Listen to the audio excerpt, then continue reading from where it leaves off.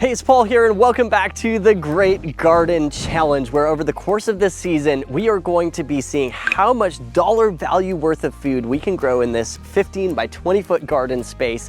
And you all get the chance to guess how much you think we can grow, and whoever gets the closest ends up winning $500 worth of free seeds, a free birdies raised bed, and lifetime unlimited level access to the Seed Time Garden Planner. It's kind of crazy. So there's going to be a link down in the description below where you can go put in your guess, and also quick little reminder to subscribe to this channel. Make sure you subscribe, hit the little bell icon so that you get notified of new videos as they come out each week. It's going to be a lot of fun doing this together. So if you were tuning in last week, you saw that we were able to get our garden beds prepared, transplant some of our first transplants in, and we had a crazy hailstorm that came through. Now, thankfully, our transplants were okay, and we're able to continue on this week with putting in more starts and getting a lot more things seeded in, because that's what needs to be happening right now. But just before we get into that, I do want to throw in another little plug here for our fundraiser with Farm Stew. So during this series, we are also raising funds to help lift families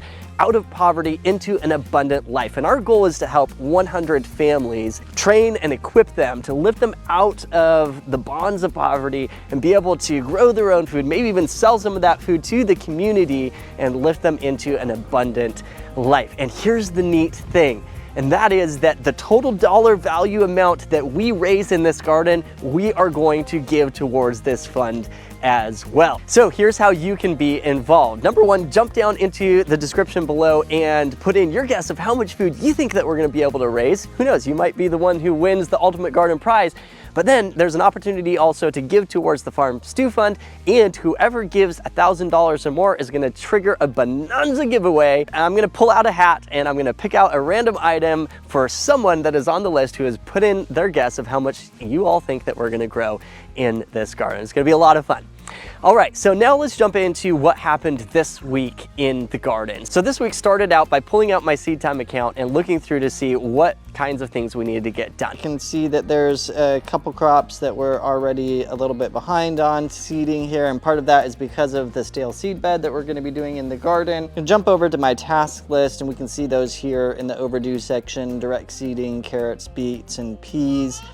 And then this week we've got a bunch of other direct seeding, as well as some seeding for transplanting. Like we've got basil, cilantro, a bunch of baby greens, dill, radishes, lettuce, and we have swapped out some of the radishes for some Hackeri turnips, which is going to be great as well.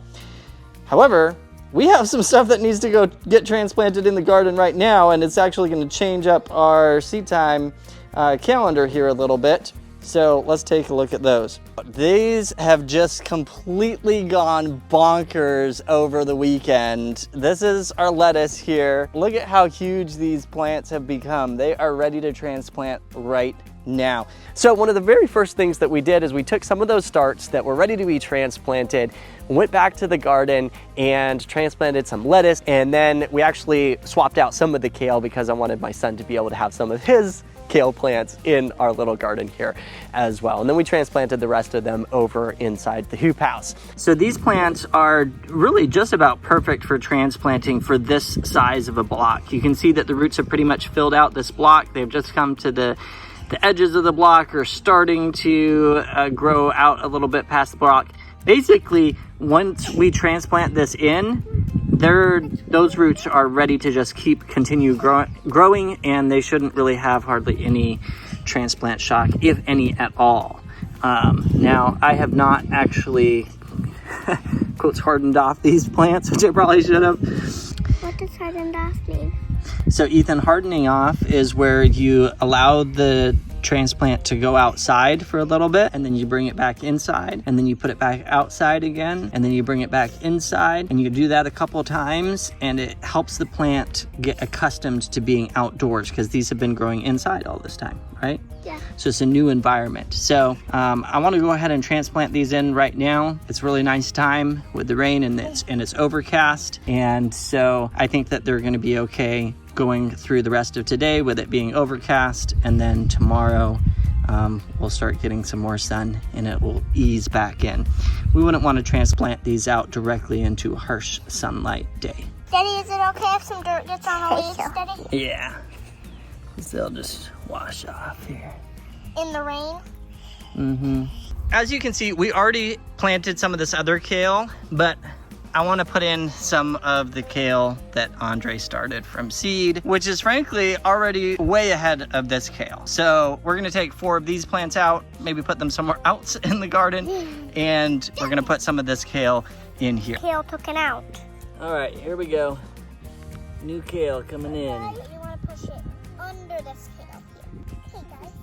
After we got our transplants transplanted in, later on we came and we continued to prep the beds in preparation for a lot of direct seeding, because we've got quite a few crops here that are going to be direct seeded straight into these beds. So you might remember from last week we talked about something called the stale seed bed method. This is a method where you prepare your beds as if you're ready to plant into them, you water them, and you try and get a crop of weeds to grow first.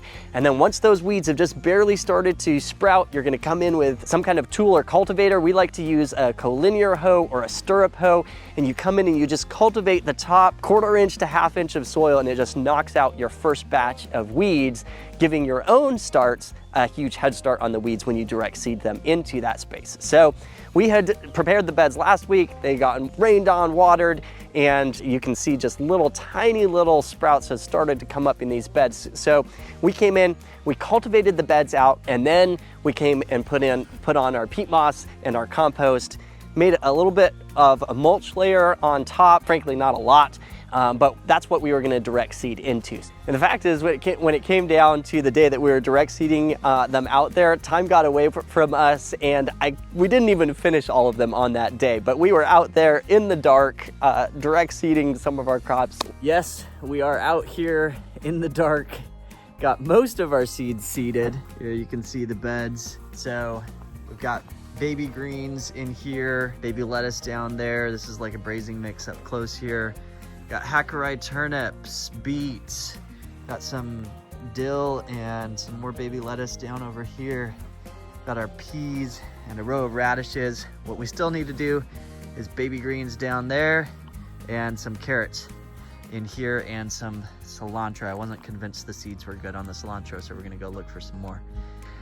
And we covered the lettuce with a netting. It'll protect the sprinkler from washing the seeds out, and it'll protect mice and birds from coming in and getting it. So, gonna have to be back at it early in the morning. We're leaving tomorrow, and so got to get this in before we go. And now I want to take a quick minute to congratulate Yadi87 for winning our giveaway from last week's video, which was for a seedling heat mat. So Yadi, I hope that this absolutely is a game changer when it comes to starting your starts like tomatoes and eggplant. Some of those starts that need a little extra heat when starting them. And for everyone that is watching here, if you would like a chance to win something special this next week, on this video, we are giving away another Redmond soil test kit. So like the one that I was showing in this video where we go over the results from the Redmond soil test kit, if you'd like one to use in your garden, just drop a comment down below. We pick a random commenter each week and we give away something special. So this week, it's gonna be the Redmond soil test kit. Drop your comment down below, and while you're at it, go subscribe, like, and hit that little bell icon so that you get notified of future videos and so that you can find out who won this next week. And we are back in the morning, and we need to seed some baby arugula in here, some carrots over here, some cilantro over here. We got these flags marked out where I ended seeding before. I am using these little pieces of PEX pipe as bed markers. So when I drag this through my bed here, it's just gonna mark a line, and that's where I'm gonna actually seed my crop into. Here is radishes. So after seeding, I'm going to just cover them back up, and I am seeding them kind of thickly because they are old seed and I want to get a good germination, and I can always come back and thin though. We knew the storms were coming, and so we decided we needed to prepare this garden for the storms ahead of time. So you wanna know what we did? I'll tell you in just a second, but first, let me tell you about some of the other things that happened this week as well. Number one is we got our Redmond soil test kit back, and I'm actually pretty impressed with the results from this kit. Not necessarily with the results, but how they show them to you and the simplicity of using this kit. It's really fantastic. So they send you an email with your results. You just go log on into their platform and you can quickly and easily see where your nutrient levels are. So here's what they look like when you get your test results back, and I really like how they do this. Number one, they show you a bar graph here, which is super easy to read. You have the optimal range in these green bars going horizontally here, and then you can see for each of your nutrients where they line up. So as I was saying earlier, we are high in phosphorus. We kind of knew that already. We knew that we'd probably be low in potassium. You can see we're really low in nitrogen here as well. Interesting, we're pretty high in calcium also. And then a few of the micronutrients, we are up just touching the optimal range, but we're low in several of those as well. So they give a fertilizer recommendation, I should say, of 6.25 pounds of a 505. That's nitrogen, phosphorus, potassium. So obviously we don't want any phosphorus, and so that's why it's 0 in the middle there.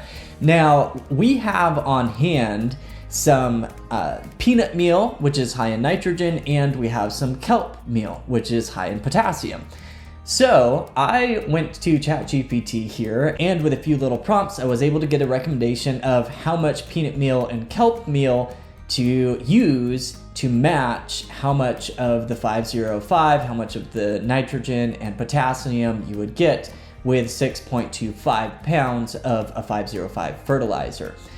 So once all the calculations were said and done, it looks like I should be adding about 1.6 pounds of peanut meal per bed and 3.1 pounds of kelp meal. We've already added some kelp meal, but I'm going to go back and add some peanut meal and also maybe just make a little bit of an estimate of how much kelp meal we added, and we might want to add a little bit more based on these recommendations for our garden spot. In addition to that, you may have noticed that we do have these micronutrients that are low as well, like I was pointing out. The azomite that we added into the beds is going to help with that as well. But in addition to that, I have also bought a micro pack from AEA, that's Advancing Eco Ag. This micro pack has all of these critical micronutrients in it, and it will help make these available to my plants as we grow them as well. I bought a macro pack as well, so we'll have all of the nutrients that our plants need, and can't wait to see how they work when we're growing our plants.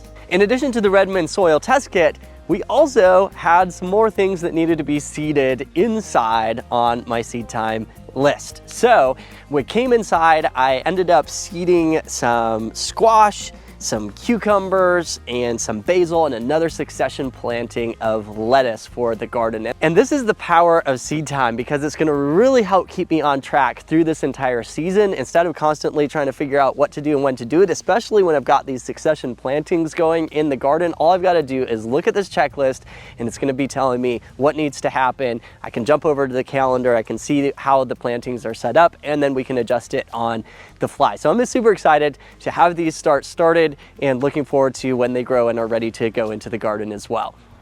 Okay, so you may still be wondering, how did we prepare our garden for the storm that was coming in? In fact, the storms have been absolutely crazy this time of year. Number one with the hail, but then this recent storm that came through, there were tornado warnings after tornado warnings after tornado warnings.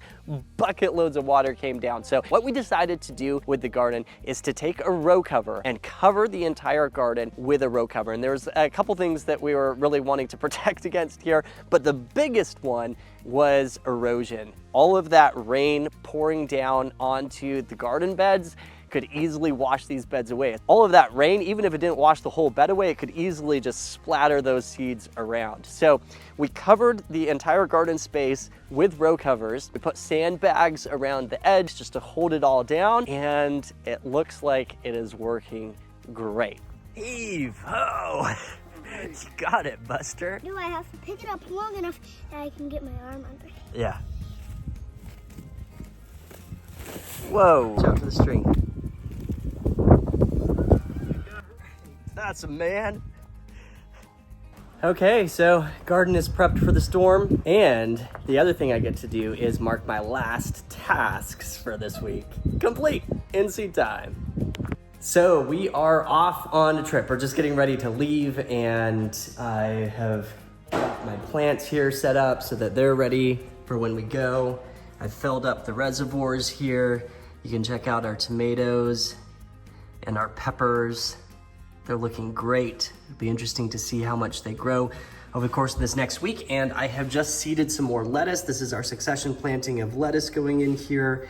We have some squash in here, some basil and some cucumbers that are gonna be transplanted out in a few weeks. So loaded these up. They should be all right while we're gone. We have a timer set up here for the lights. So I just have it set up where it's gonna automatically come on and off. Turn off at night, come on during the day, and we'll see what they look like when we get back. My dad has been keeping an eye on the garden back home, and he says that it's been looking great. We ended up with literally bucket loads of water that just came down. I forget, the forecast was like 6 to 12 inches or 4 to 6 inches of rain, just like all at once. Because my dad said that there were literally inches of water just flowing down the driveway. That all landed on our garden as well, but having that row cover on top was a physical protection to keep it from eroding away, and while at the same time allowing the water to get through to help water our little starts that are gonna be just starting to germinate. I'm excited to go back and to see how it is and to see our little starts hopefully starting to come up in the garden. It's been a good week. In fact, I was able to finish our entire checklist in seed time, so we're all on track moving forward, and this is gonna be a lot of fun. So hey, if you missed any of the previous sessions, we're gonna put a link down in the description below. And also, one more quick little plug, go put in your guess of how much you think that we're gonna be able to grow in this garden through the season and enter for a chance to win the ultimate garden giveaway prize. And I don't want to forget as well, make sure to subscribe to this channel and hit that little bell icon to get reminded of every video that comes out as we go through the whole season. You get to track it along with us. And by the way, we're going to take whatever dollar value amount that we grow in this garden plus $1 for every 100 subscribers, and all of that is going to go towards helping lift families out of poverty into abundant life. If you want to give towards that as well, once again, there's the link down in the description. In fact, might even be able to trigger a bonanza giveaway. So go check all of those things out. Make sure to subscribe, and thanks again for watching. Can't wait to see you again next week.